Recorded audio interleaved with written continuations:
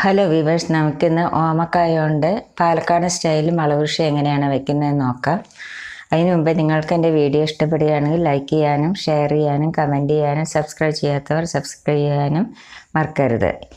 ഇനി നമുക്ക് അതെങ്ങനെയാണ് ഉണ്ടാക്കുന്നത് നോക്കാം. അതിന് വേണ്ടിയിട്ട് ഞാൻ ചെറിയൊരു ഓമക്കായാണ് എടുത്തിരിക്കുന്നത്.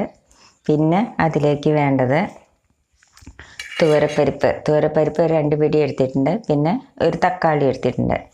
പിന്നെ അതിലേക്ക് അരപ്പിനായിട്ട് നാളികേരം ഒരു 4-5 സ്പൂൺ എടുത്തിട്ടുണ്ട്. പിന്നെ ജീരകം ഒരു 1/2 സ്പൂൺ എടുത്തിട്ടുണ്ട്. പിന്നെ വറ്റൽമുളക് നമ്മുടെ എരിവിനനുസരിച്ച് എടുക്കണം. പിന്നെ മഞ്ഞൾപ്പൊടി ഒരു 1/4 സ്പൂൺ എടുത്തിട്ടുണ്ട്. കരിവേപ്പിൻ്റെ ഇല വേണം, ഉപ്പ് ആവശ്യത്തിന്. പിന്നെ കടുക് വറുക്കാനായിട്ട് ഒരു വറ്റൽമുളക്, കടുക് ഒരു സ്പൂണ്, ഉലുവ ഒരു 1/2 സ്പൂൺ എടുത്തിട്ടുണ്ട്. ഇത്ര സാധനമാണ് നമുക്ക് പിന്നെ ഓമക്കായ മുളകുകൃഷി വയ്ക്കാനായിട്ട് വേണ്ടത്. ഇനി അത് എങ്ങനെയാണ് ഉണ്ടാക്കുന്നത് നോക്കാം. അതിന് വേണ്ടിയിട്ട് നമുക്ക് ഈ ഓമക്കായ ഒന്ന് തൊലിച്ചെത്തിയിട്ട് എടുക്കാം. ഈ ഓമക്കായുടെ പാല് കയ്യിലാകുമ്പോൾ കൈ ചൊറിയും. അപ്പോൾ നമുക്ക് ഇത്തിരി വെളിച്ചെണ്ണ ഒഴിച്ചിട്ട് കയ്യിമ്പിൽ വെളിച്ചെണ്ണ ഒഴിച്ച് തേച്ചാൽ മതി. അങ്ങനെ തൊലിച്ചെത്തി എടുക്കുക. എന്നിട്ട് അതിങ്ങനെ നിങ്ങൾക്ക് കാണിക്കാൻ വേണ്ടിയിട്ടാണ്. എന്നിട്ട് അതിൻ്റെ ഈ കുരുവെല്ലാം നമ്മൾ കളയണം. എന്നിട്ട് അതിൽ നല്ല കത്തി ഉണ്ടെങ്കിൽ അതിൻ്റെ അതുകൊണ്ട് ഇങ്ങനെ എടുത്താൽ മതി. ഇനി നമുക്കിതിൻ്റെ തൊലി ചെത്തിയെടുക്കാം. ഇപ്പോൾ ഓമക്കായ ഞാൻ ഇതേമാതിരി ചെറുതാക്കി നുറുക്കിയെടുത്തിട്ടുണ്ട്. പഴുത്ത ഓമക്കായ പറ്റില്ല കേട്ടോ, പച്ച ഓമക്കായാണ് അതിന് വേണ്ടത്. ഇനി എന്താ നമ്മൾ ചെയ്യേണ്ടതെന്ന് വെച്ചാൽ നമുക്ക് കുക്കർ അടുപ്പത്തേക്ക് അതിലേക്ക് നമുക്ക് ഒരു ഗ്ലാസ് വെള്ളം ഒഴിച്ചു കൊടുക്കാം. ഒരു ഗ്ലാസ് അല്ല, കുറച്ചും കൂടി ഒഴിച്ചു കൊടുക്കാം. പരിപ്പ് വേവാനുള്ള വെള്ളം വേണ്ടേ. ഇനി അതിലേക്ക് നമുക്ക് ഈ തുവരപ്പരിപ്പ് ഇട്ട് കൊടുക്കാം. അതിലേക്ക് നമുക്ക് ഈ ഓമക്കായ ഇട്ട് കൊടുക്കാം. എന്നിട്ട് നമുക്കതിലേക്ക് ഉപ്പും മഞ്ഞൾപ്പൊടി ഇട്ട് കൊടുക്കാം.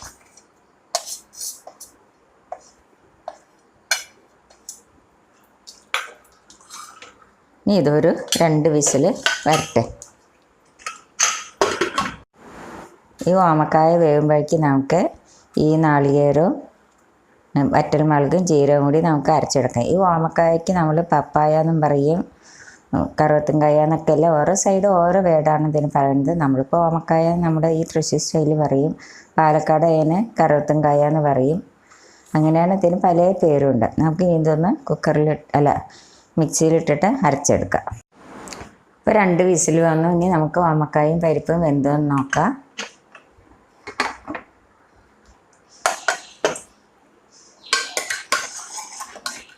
ഓമക്കായും പരിപ്പെല്ലാം നല്ലപോലെ വെന്തിട്ടുണ്ട്. ഇനി എന്താ നമ്മൾ ചെയ്യേണ്ടതെന്ന് ചോദിച്ചാൽ നമുക്ക് ഇതിലേക്ക് ഈ തക്കാളി മുറുക്കിയിട്ടത് ഇട്ട് കൊടുക്കാം. സ്റ്റൗ കത്തിക്കുക. ഈ തക്കാളി ഒന്ന് വേവട്ടെ.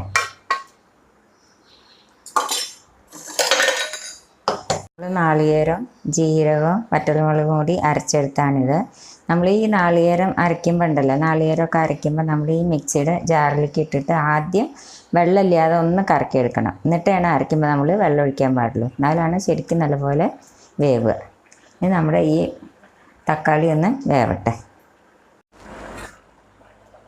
നമ്മുടെ തക്കാളി വെന്ത് കഴിഞ്ഞു. ഇനി എന്താ നമ്മൾ ചെയ്യേണ്ടതെന്ന് ചോദിച്ചാൽ അതിലേക്ക് ഈ നാളികേരവും ജീരകവും വറ്റൽമുളകും കൂടി അരച്ചത് ഒഴിച്ചു കൊടുക്കാം.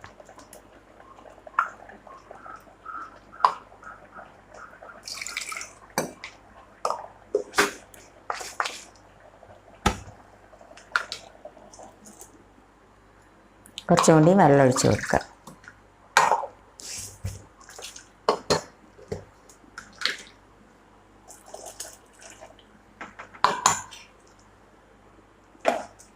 ഇത് നല്ലപോലെ ഒന്ന് തിളയ്ക്കട്ടെ. അപ്പം നാളികേരമെല്ലാം അരച്ചത് ഒഴിച്ചിട്ട് നല്ലപോലെ തിളച്ച് കഴിഞ്ഞു. ഇനി നമുക്ക് ഇതിലേക്ക് 2 കരിവേപ്പിൻ്റെ ഇല ഇട്ട് കൊടുക്കാം. ഇനി നമുക്കിതിൽ ഉപ്പുണ്ടോയെന്ന് നോക്കാം. ഉപ്പെല്ലാം ഉണ്ട്, ഉപ്പെല്ലാം ശരിയാണ്. ഇനി നമുക്കിതിലേക്ക് കടുക് വറുത്തിടാം. അങ്ങനെയായിട്ട് ഒരു ചീഞ്ചട്ടി എടുപ്പത്ത് വെച്ചു. അതിലേക്ക് നമുക്ക് വെളിച്ചെണ്ണ ഒഴിച്ചു കൊടുക്കാം.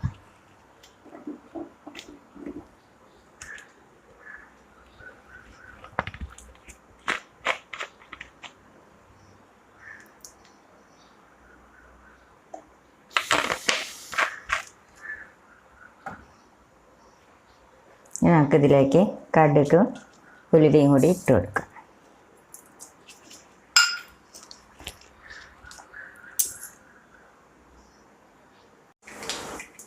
ഇപ്പോൾ കടുക് പൊട്ടിക്കഴിഞ്ഞു. അതിലേക്ക് നമുക്ക് ഈ വറ്റൽമുളക് ഇട്ട് കൊടുക്കാം.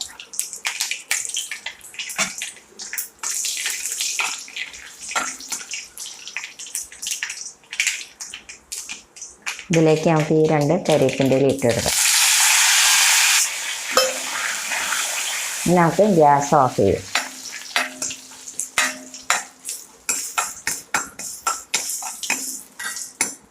അത് നമുക്കിതിലേക്ക് ഒഴിച്ചു കൊടുക്കാം.